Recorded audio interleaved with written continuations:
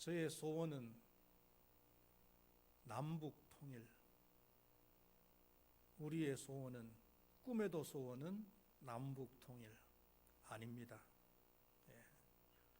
저는 남북 통일이 제 최고의 소원이 아니에요.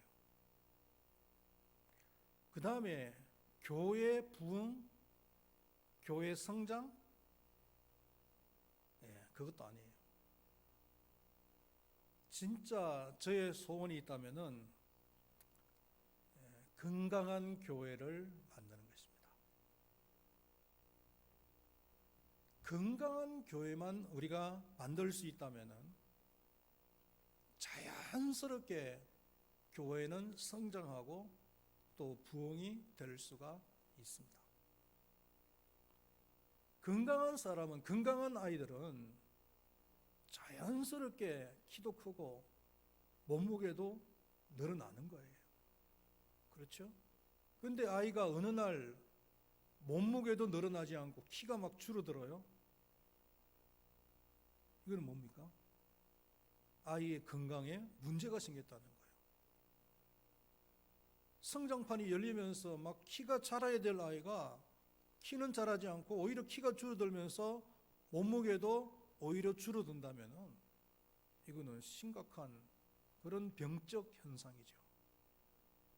건강한 아이는 자연스럽게 키도 크고 몸무게도 늘어나는 것입니다. 이것이 교회 성장의 원리예요. 건강한 교회가 되어지면은 교회는 자연스럽게 성장하고 부흥한다는 것. 교회를 부흥시키기 위해서 어느 지역에 아파트 단지가 들어서면은 그 시점에 맞춰서 아파트 인근에다가 땅을 사서 교회를 건축하면은 아파트 단지에 사람들이 입주를 하면서 사람들이 물밀듯이 몰려들어서 졸지의 교회가 부흥이 되어지죠. 아니면은 사람들의 이목을 끄기 위해서 교회를 할 수만 있으면은 크게 지어서 뭔가 있어 보이고 그래서 사람들이 모여들게 만들어. 그래서 교회 숫자가 많아지고 외적인 사이즈가 커진다면은 이것이 교회의 성장이며 교회의 부흥인가? 라는 거예요. 이거는 성경이 말하는 진정한 성장 부흥은 아닙니다. 왜냐하면은 교회는 회사나 아니면은 기업하고는 달라요. 회사나 기업은 어떤 수를 써서라도 이윤을 창출하고 회사의 규모를 크게 키우면 되는 것이지만 그러나 교회는 그렇지 않다는 거예요. 성경에 많은 교회들이 나옵니다. 대표적인 교회가 예루살렘 교회, 또 이방 선교의 중심이 되어졌던 에베소 교회, 아니죠, 안디옥 교회, 그 다음에 에베소 교회, 빌립보 교회, 이런 교회들은 건강한 교회에 속한다 이렇게 볼 수가 있고요. 또 고린도 교회 같은 경우에는 여러 가지 건강하지 못한 요소들이 많이 있었던 그런 교회죠. 교회 안에 당파 싸움이 있었고 또 교회 안에 성찬 문제도 있었고 방언 문제도 있었고 또 행음하는 문제도 있었고 은사 문제도 있었고 여러 가지 문제들을 많이 가지고 있어서 건강하지 못한 교회는 고린도 교회입니다. 이런 여러 교회 가운데서 건강한 교회 중에 하나는 데살로니가 교회다. 이 데살로니가 교회가 어떤 교회냐면은 오늘 봉독했던 말씀은 아니지만 그 앞부분에 보면은 3절 말씀 우리 한번 다시 읽어볼까요? 3절 말씀에 보면은 같이 읽어보겠습니다.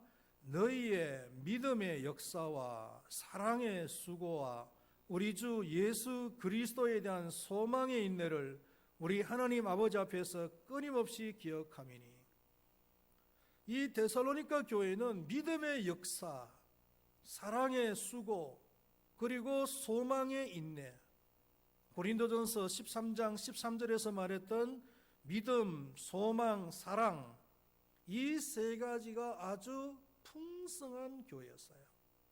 그래서 7절 말씀에 보면은 그러므로 너희가 마게도냐와 아가야에 있는 모든 믿는 자의 본이 되었느니라. 또 8절 말씀에 보면은 주의 말씀이 너희에게로부터 마게도냐와 아가야에만 들릴 뿐 아니라 하나님을 향한 너희 믿음의 소문이 각처에 퍼졌다. 그러니까 믿음, 소망, 사랑이 아주 풍성한 교회로서 그 아가야 지역뿐만 아니라 더 넓은 마게도냐 지역까지 소문이 날 정도로 아주 좋은 교회, 또 건강한 교회였다라고 말씀을 하고 있습니다. 우리 교회가 이렇게 되었으면 하는 것이 제 소원이에요. 제 소원이 여러분들의 소원, 여러분들의 비전이 될 수 있기를 바라겠습니다. 목사와 성도님들 간에 서로 같은 소원, 같은 비전을 가지는 것이 그게 중요하거든요. 우리 큰바위 교회가 이 서수원 지역에서 본이 되어지는 교회, 서수원 지역에서 교회로서의 랜드마크 하면은 당연 그 큰바위 교회이지. 이렇게 되면 얼마나 자랑스럽겠어요. 수원에서 좋은 교회가 있다면은, 수원에서 본이 될 만한 교회가 있다면은, 큰바위 교회가 있어. 이렇게 되어지면은 얼마나 좋을까요? 더 나아가서는 이 대한민국에서도 정말 소문나고 좋은 교회로 본이 되어지는 교회가 될 수 있다면 우리는 너무나 행복하리라, 이렇게 생각이 드는 것입니다. 이것은 외적인 사이즈하고는 상관이 없는 문제예요. 규모만 크다고 해서, 숫자만 많아진다고 해서 다 본이 되어지고 소문이 나는 교회가 아니라 외적인 사이즈하고는 전혀 상관없이 건강한 교회, 본이 되어지는 교회. 그러면은 이 데살로니가 교회는 어떻게 해서 이렇게 본이 되어지고 소문이 나는 교회가 되어졌는가 하는 거예요. 데살로니가 교회는 한마디로 이야기하면은 종말론적인 신앙을 가진 교회였다는 거예요. 다른 말로 하면은 재림의 신앙을 가졌기 때문이다. 우리가 데살로니가 전서 1장을 읽었는데 이 데살로니가 전서를 이렇게 매 장마다 읽어보면은요, 그 마지막 부분은 다 예수님의 재림, 예수님의 강림의 얘기로 맺어지는 것을 볼 수가 있어요. 자, 한번 찾아볼까요? 1장 마지막에 다시 한번 읽어보겠습니다. 또 죽은 자들 가운데서 다시 살리신 그의 아들이 하늘로부터 강림하실 것을 너희가 어떻게 기다리는지를 말하니 하면서 예수님의 강림을 말씀했죠. 또 2장 19절과 20절 말씀을 한번 볼까요? 2장 19절과 20절 말씀해 보시면은 우리의 소망이나 기쁨이나 자랑의 면류관이 무엇이냐? 그의 강림하실 때에 우리 주 예수 앞에 너희가 아니냐? 또 강림 얘기하고 있죠. 3장 마지막 절인 13절을 읽어볼까요? 너희 마음을 굳게 하시고 우리 주 예수께서 그의 모든 성도와 함께 강림하실 때에, 또 강림을 얘기를 하고 있습니다. 그 다음에 4장도 마찬가지입니다. 4장도 13절부터 쭉 그 얘기를 하고 있는데 17절 말씀에 읽어볼까요? 그 후에 우리 살아남은 자들도 그들과 함께 구름 속으로 끌어올려 공중에서 주를 영접하게 하시리니. 그렇게 말씀을 하고 있습니다. 그 다음에 5장의 23절 말씀을 볼까요? 평강의 하나님이 친히 너희를 온전히 거룩하게 하시고 또 온 영과 혼과 몸이 우리 주 예수 그리스도께서 강림하실 때에, 예수님의 강림, 다른 말로 하면은 재림을 이야기하고 있습니다. 그러니까 매장 마지막 부분은 예수님의 강림 이야기로 마무리가 되어지는 것을 볼 수가 있지요. 이 예수님의 재림, 예수님의 재림은 하나님께서 성경을 통해서 우리에게 하신 수없이 많은 약속들이 있는데 그 약속들이 다 성취되어졌습니다. 이제 마지막 남은 약속이 있는데 그것이 바로 예수님의 재림이에요. 여러분, 어떤 사람이 저한테 약속을 했어요. 100가지 약속을 했어요. 그런데 99가지 약속은 다 지켰어요. 마지막 한 가지 남았습니다. 그 사람이 지킬까요, 안 지킬까요? 100가지 중에서 99가지를 다 지켰다니까? 그러면은 나머지 한 가지도 지킬 확률이 99%예요. 우리 하나님께서 우리에게 수없이 많은 약속들을 구약을 통해서 하셨잖아요. 그 많은 약속들이 성취 안 된 것이 없어요. 다 성취되었어요. 그런데 이제 한 가지 그 약속이 있습니다. 그게 바로 예수님의 재림이라는 거예요. 그렇기 때문에 이 재림은 성취되어질 가능성이 99% 아니 100%다. 신약 성경을 통해서도 예수님의 재림에 대한 얘기가 총 318번이 나옵니다. 평균적으로 신약 성경 25절마다 한 번씩 예수님의 재림에 대한 얘기입니다. 언급을 했습니다. 신약에서 가장 많이 다루고 있는 주제가 예수님의 이 재림의 약속이라는 것을 우리는 알게 됩니다. 그렇기 때문에 예수님의 재림은 반드시 이루어지고, 그리고 우리는 이것을 믿어야 됩니다. 할렐루야. 이 머리의 생각으로만 믿는 것이 아니라 우리의 삶으로 믿어야 돼요. 삶으로. 어느 부흥사님이 막 설교를 하시면서 예수님의 재림 곧 이루어집니다, 예수님의 재림은 반드시 이루어집니다라고 하니까 모든 성도님들이 아멘 했다는 거예요.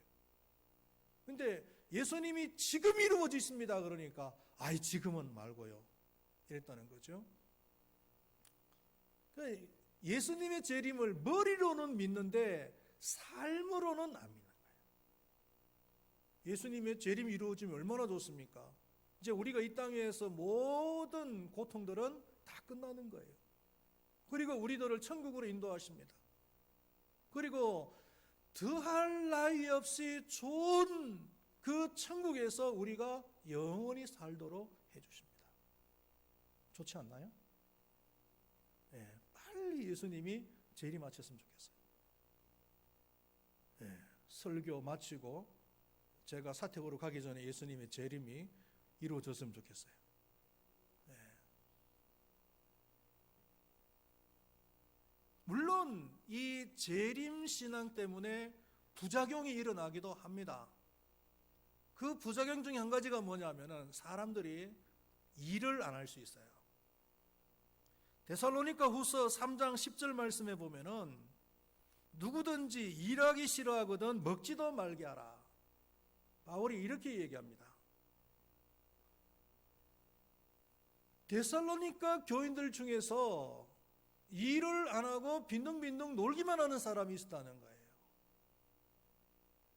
왜 놀기만 놀았느냐? 게을러서? 아니에요. 게을러서 노는 것이 아니라 잘못된 재림관을 가지고 있는 거예요.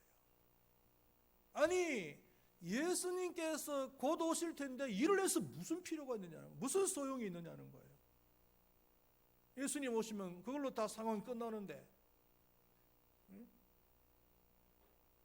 그러나 우리가 알아야 될 것은 뭐냐면은 마태복음 24장 40절에서 41절 말씀해 보면은 그때에 두 사람이 밭에 있음에, 그때는 바로 예수님께서 재림하실 때를 말하는 거예요.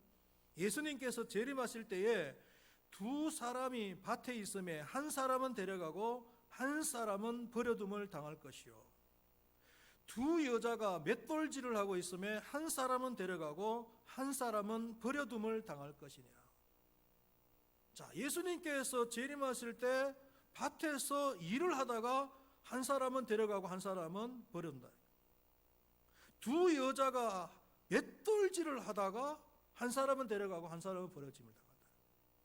그러니까 밭일하고 맷돌질하고 지극히 정상적으로, 지극히 일상적인 삶을 사는 거예요. 그러니까 열심히 일을 하고 있을 때에 예수님께서 재림하신다는 거예요. 예수님께서 재림하실 때 도적같이 언제 오시는지는 그 시와 그 때를 알 수가 없다라고 했잖아요. 도적같이 오시는 이유가 뭐냐면은, 만약에 우리가 예수님이 오시는 때를 알고 있다면, 맨날 몇 월 몇 시에 예수님 오신다 그러면은 일을 할 필요가 없어. 그렇잖아요. 여러분, 과거에 그 이장님의 다미 선교의 그 사건을 기억하시나요? 아마 젊은 사람들은 잘 모를 거예요. 1992년 10월 28일 날, 그 이장님이라고 하는 사람이 성결교 목사였는데, 성결교 목사라면 비교적 건전한 교단이잖아요. 생명의 말씀사 번역도 했던 그런 목사예요. 그런데 이 사람이 어느 날 갑자기 예수님이 1992년도 10월 28일 날 오신다고 하는 거예요. 그러니까 그걸 성경적으로 풀어냈어요. 그러니까 막 사람들이 구름대처럼 몰려들면서 반응을 하는 거예요. 제가 그때 용인 시골에서 목회를 하고 있을 때예요. 저희 인근에 그 초등학교가 하나 있었는데, 초등학교 그 교사했던 분이 말이죠, 남편은 이제 재혼한 걸로 알고 있어요. 시골이니까 뭐 대충 알고 있는 사람들이잖아요. 남편은 이제 그 전파사를 하고, 부인은 이제 초등학교 교사였어요. 믿음이 좋은 사람으로 그 지역에 소문이 났던 사람들이 아주 열심히 신앙생활 했던 사람인데, 어느 날 이 사람들이 그 다미 선교에 빠진 거예요. 그래서 선생님이 교실에서 초등학교 학생들을 모아놓고 수업 시간에 뭐라고 얘기했냐면은, 예수님이 곧 오시는데 니네들 공부할 필요도 없어. 공부해서 뭐해? 이렇게 가르친 거예요. 그러니까 그게 이제 학부형 뒤에 들어가겠죠. 그러니까 학부형들이 난리가 난 거예요. 그러니까 학부형들이 막 항의를 하니까, 나 이런 교사 안 해. 교사에서 뭐해? 예수님 곧 오시는데. 그리고는 교사 사표내버렸어. 그리고 그 남편이 봉고차 하나를 좋은 걸 몰고 다녀가지고, 평소에도 제가 그 봉고차에 탐을 많이 냈어요. 우리 교회는 봉고차가 없었거든요. 그래서 저 차를 중고품으로 우리가 좀 샀으면 좋겠다라고 생각했는데, 어느 날 그 차도 다미 선교에다가 그냥 갖다 바쳤대요. 그래가지고는 그 차를 몰고 다니면서 사람들을 다 싣거든요. 그 좋은 교사직도 그냥 팽개쳐버려요. 예수님 곧 오시는데 무슨 필요 있냐. 그래가지고 그때 송파 쪽에 있는 어느 지하교회에서 어린아이 하나가 선지자 노릇을 하는 거예요. 어린아이 하나가 무슨 막 예언을 하는 거예요. 어린아이가 예수님의 재림에 대해서. 그리고 이제 드디어 1992년 10월 28일 날 예수님이 재림하실 자정 시간에 수없이 많은 사람들이 흰 옷을 입고 예수님 재림하실 것을 기대하면서 그 지하에 모여들었어요. 매스컴도 막 그냥 몰려들었겠죠. 자정이 되었어요. 1분이 지났어요. 2분이 지났어요. 예수님 재림이 안 이루어지는 거예요. 웬 아주머니 한 사람이 나오더니 연기되십니다.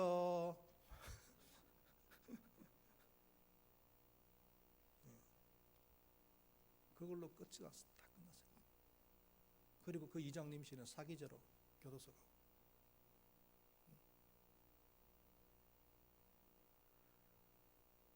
성경을 잘못 해석한 거예요. 이장님 씨가 성경을 세대주의로 해석을 한 거예요. 세대주의 성경 해석 방법은 성경을 해석하는 방법 중에 한 가지인데 이미 미국에서도 잘 인정을 하지 않는 성경 해석 방법이에요. 세대주의 성경 해석은 성경을 7세대로 보잖아요. 7세대로. 구약을 4,000년, 신약을 2,000년, 그 다음에 2,000년이 지나고 난 뒤에 천년왕국이 이루어진다. 이렇게 되는 거거든요. 그러니까 구약 4,000년이 지나갔죠. 그 다음에 신약에 2,000년이 다 돼가는 거예요. 그러면은 새천년 왕국이 시작하기 전에 7년 환란이 있다 그러잖아요. 그러니까 1992년도에 예수님께서 재림하시고 잘 믿는 사람들을 데리고 올라가시면 믿음이 없는 사람이나 믿음이 불확실했던 사람은 7년 동안 이 세상에서 대환란을 겪는 것이고 7년 지나고 1999년도가 되면은 예수님께서 내려오셔서 최후 심판을 하시고 천년 왕국이 이루어진다. 이래 되는 거예요. 굉장히 자의적인 그런 성경 해석 방법. 이 세대주의 성경 해석 방법 이제는 인정을 안 해줘요.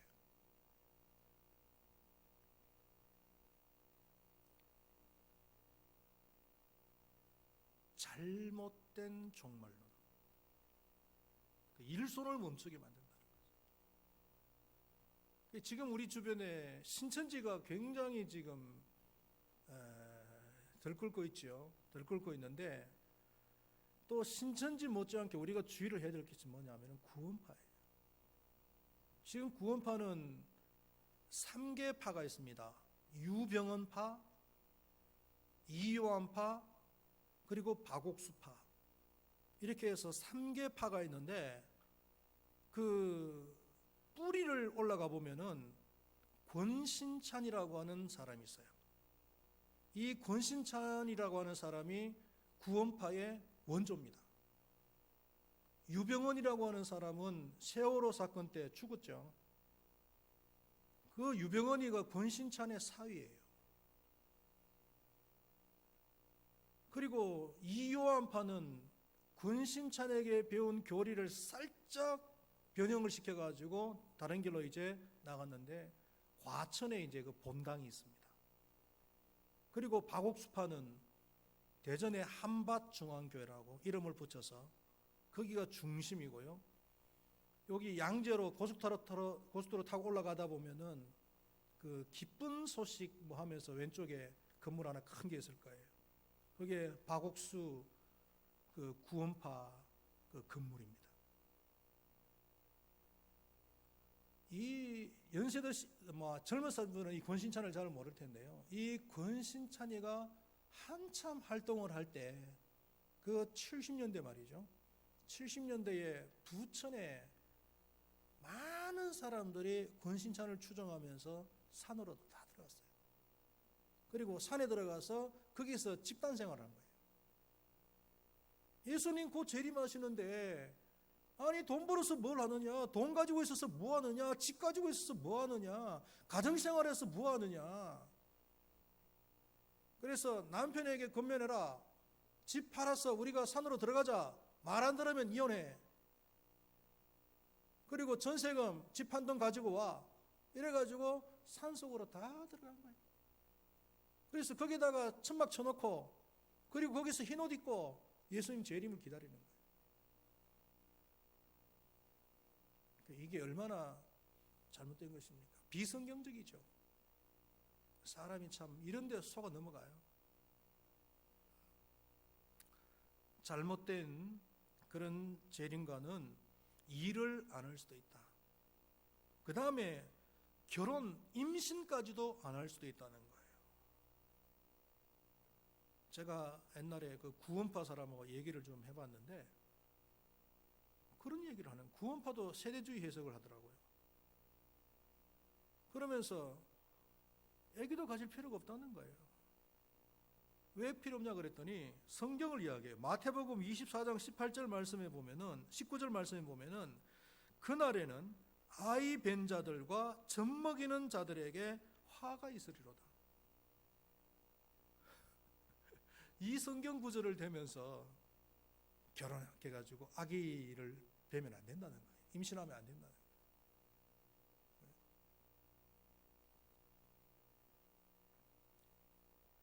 이런 부작용이 있을 수도 있습니다만은, 그럼에도 불구하고 재림의 신앙을 우리가 가져야 되는 이유가 뭐냐면은,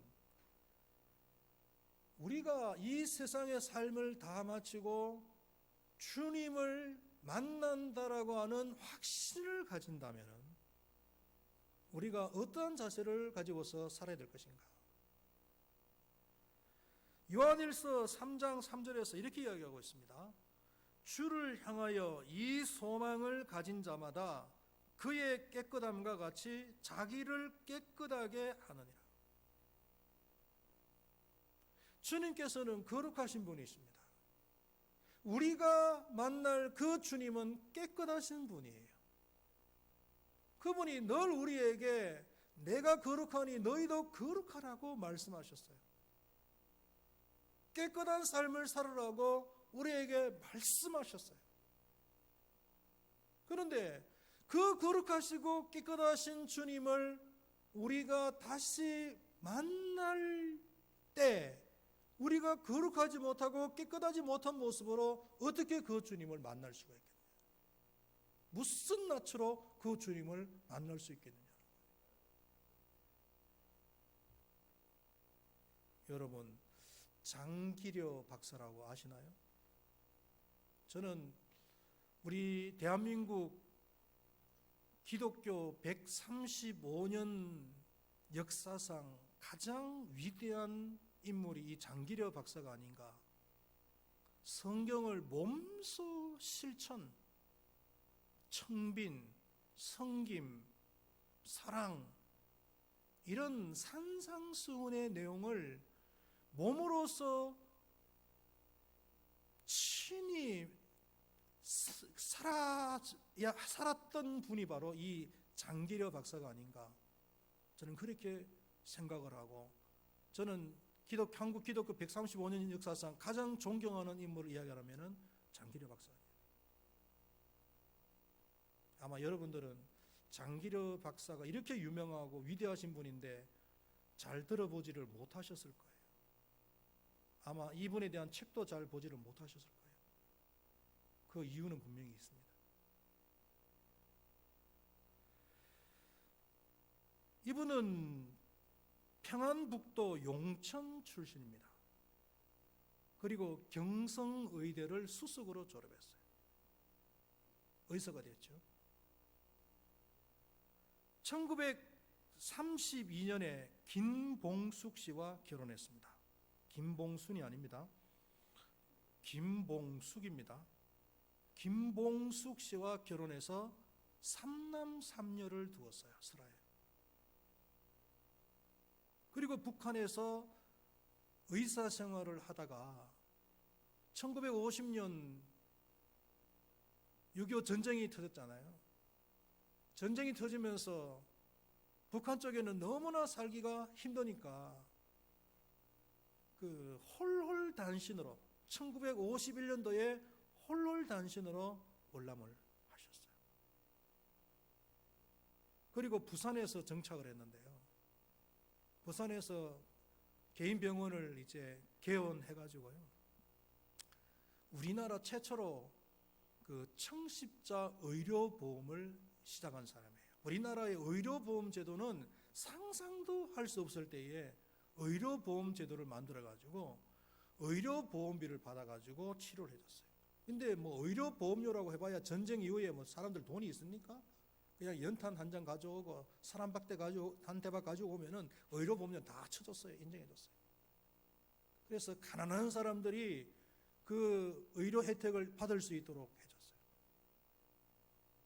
그리고 심지어는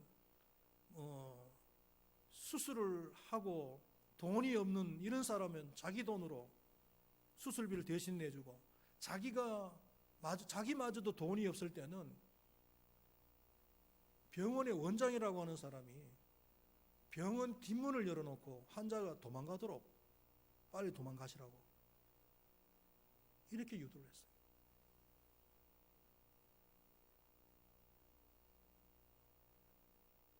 자기는 병원 옥상에다가 그냥 방 하나 만들어가지고 거기서 그냥 생활했어요.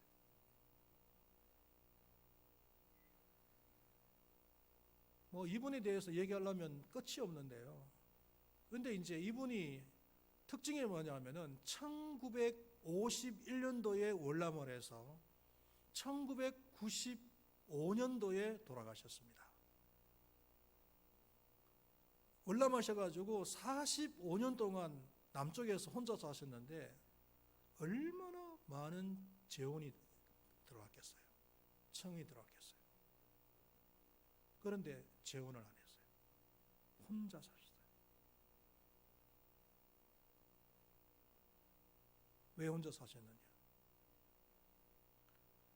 북한에 있는 자기 아내를 만날 그런 소망 가지고서 날마다 살았다. 해방이 되어지고 곧 아내와 자녀들을 만날 것이다 라고 하는 그 기대를 가지고서 이분이 매일매일 같이 살았다. 그런데 만약에 재혼을 했다. 그런데 해방이 되었다. 그리고 북한에 있는 가족들을 만났다. 만났는데 보니까 애기기에 우리 아빠가, 우리 남편이 재혼했네? 또 다른 가정이 있네? 원래 그 부인과 그 가족들이 얼마나 실망하겠어요? 그러니까 원 부인과 그 가족들에게 실망을 안 주기 위해서 언제든지 만나더라도 기쁨으로 행복하게 만나기 위해서 재혼을 안 하고 기다린 거예요. 결국 혼자서 사시다가 그 병원 옥상에서 쓸쓸하게 그렇게 돌아가신 거예요. 우리에게 시사하는 바가 크잖아요. 주님의 재림이 이루어져서 우리가 주님을 만나든지 간에, 아니면 우리가 개인적인 삶을 다 마치고 죽어서 주님을 만나든지 간에 주님을 분명히 만나기는 만날 겁니다. 믿습니까? 만나실 거예요? 만날 겁니다. 길지 않아요. 저는 요즘 와서 사람이 산다는 것이 이게 정답이 있는 것이 아니구나라는 것을 느낄 때가 참 많아요. 모범적으로 산다는 것이 딱 답이 있는 것이 아니다라는 것을 느낀다는 거죠. 그 유튜브 중에서 일정한 직장도 없고 그냥 여행을 하면서 그때그때 동영상을 찍어서 그리고 그 동영상을 유튜브에 올려가지고 그리고는 그 수익금을 가지고서 또 여행을 하고 그리고 그 또 동영상을 또 올려가지고 또 수익금 가지고 또 다른 데 여행하고 이렇게 살아가는 사람이 있더라는 거예요. 처음에는 저게 뭐야? 저 사람은 뭐 일도 안 하고 이런 생각이 들었어요. 그런데 자꾸 이렇게 보면서 생각이 뭐냐면 이야 저렇게 살아도 되는 거구나. 저렇게 한평생 사는 거나 나처럼 열심히 죽도록 일하면서 한평생 사는 거나 한평생 사는 것은 마찬가지야. 제가 고등학교 졸업할 때 80년도인데 대망의 80년도라 그랬어요. 이야, 이 80년도부터 도대체 이 세상이 어떻게 변화되어질까? 어떻게 변화되어진 세상이 나를 맞이할까? 그렇게 고등학교를 졸업했어요. 그러다가 한 20년 세월이 흐르니까 2000년도 새천년이라고 그래요. 새천년? 예? 새천년을 맞는데 제 나이가 벌써 40이 넘었더라고요.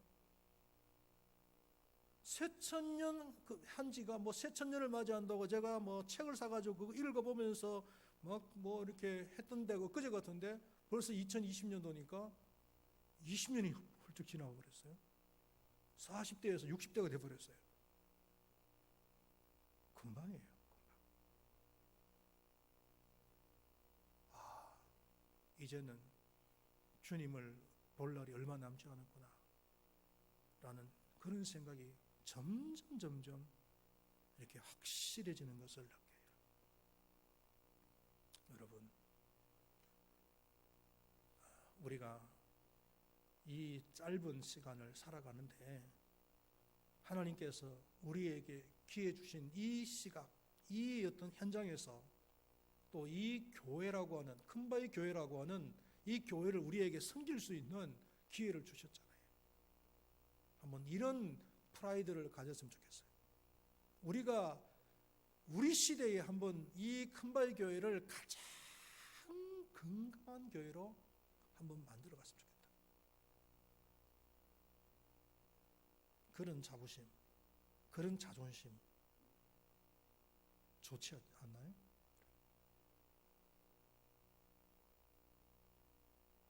그래서 우리가 이 세상을 다 마치고 아니면 주님께서 재림하시고 그 주님을 만날 때 주님을 뜨뜻하게 볼 수 있는 우리 모두가 되면 좋겠습니다. 기도하겠습니다. 하나님 아버지,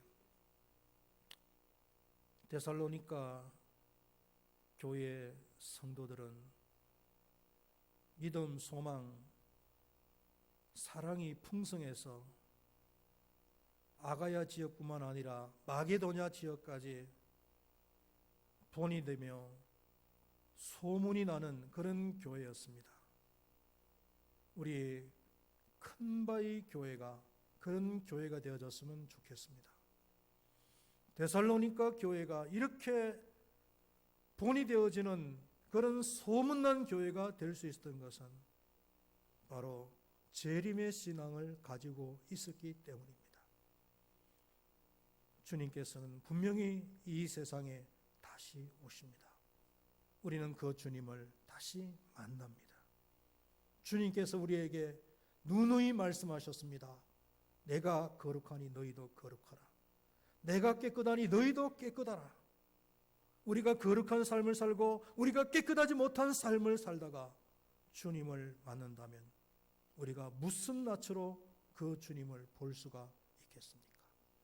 주님께서 우리에게 이 큰바위 교회를 맡겨주셨습니다.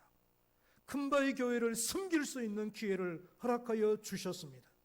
우리가 주님 다시 볼 수 있는 때가 얼마 남지 않았는데 주어진 이 기회에 우리가 최선을 다해서 이 큰바위 교회를 데살로니가 교회처럼 건강한 교회로 만들어 나가게 하시고 이 서수원에서 이 수원 지역에서 이 대한민국에서 건강한 교회로 본이 되어지고 소문나는 그런 교회로 만들어가는 그런 자부심, 그런 자존심을 가질 수 있도록 하나님께서 도와주시옵소서.